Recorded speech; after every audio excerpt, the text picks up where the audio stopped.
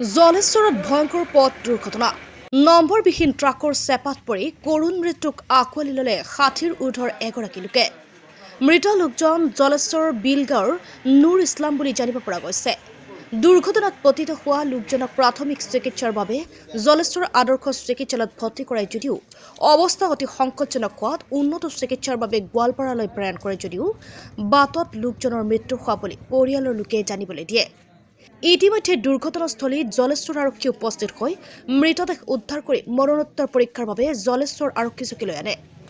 উল্লেখ্য যে বৰ্তমানে উদ্বেগজনকভাৱে বৃদ্ধি পাইছে ট্ৰাকৰ দৌৰাত্মক, যাৰ বাবে সঘনাই বৃদ্ধি পাই আছে দুৰ্ঘটনা। এনে নম্বৰ প্লেটবিহীন আৰু নথিপত্ৰবিহীন ট্ৰাকৰ বিৰুদ্ধে প্ৰশাসন কেনেধৰণৰ ব্যৱস্থা গ্ৰহণ কৰে সেয়া পৰৱৰ্তী সময়ত হ'ব লক্ষণীয় বিষয়।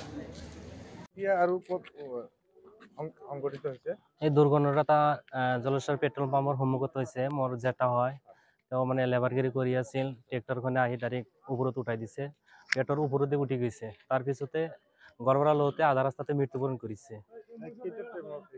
ঘটনাটা হৈছে ৩টা বজাত হৈছে আজি।